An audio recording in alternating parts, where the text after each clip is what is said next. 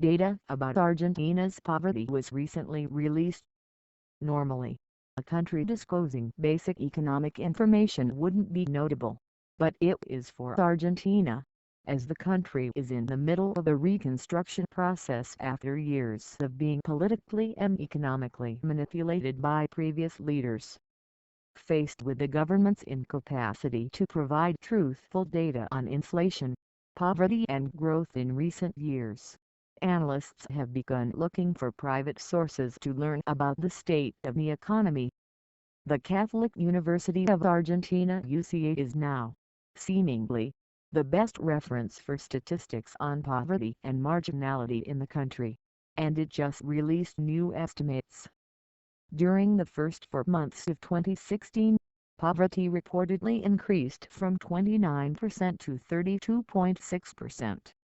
Though the university was quite careful when explaining the causes of the increase, several analysts and political supporters of the previous administration did not hesitate to accuse the current administration for the deterioration. But, is this fair? Who is actually responsible for the 1.4 million people who joined the ranks of the poor in Argentina? President Macri is clearly doing his best to pick up the pieces from the mess Cristina Kirchner left for him. He can hardly be blamed for that mess so early into his time in office. For years, Argentina's economy suffered from interventionist populism, as Kirchner's policies, such as price controls, bolstered inflation. But, looking at Venezuela, it becomes obvious that inflation and price controls only leads to economic and, subsequently, social unrest. UCA's report asserted that Macri's normalization measures resulted in increased poverty. How is it possible that the measure intended to restore things to normal generated such negative consequences? The increase in the number of vulnerable people in Argentina is mainly due to the government's decision to float the exchange rate and raise public service rates. Read more. United States offers Argentina help solving missing death case. Read more. Bolivian journalist exiled to Argentina, but Macri wouldn't have had to make those tough decisions had previous administrations not had to react to those price controls. Both Kirchner administrations tried to hide the unpleasant consequences of their inflationary policies through the imposition of countless economic controls.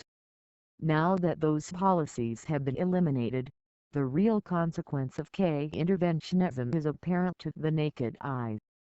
President of Argentina Mauricio Macri and Governor of Buenos Aires Maria Eugenia Vidal have received numerous death threats in recent weeks after allegations came to light pinning them to favors done for outside interests.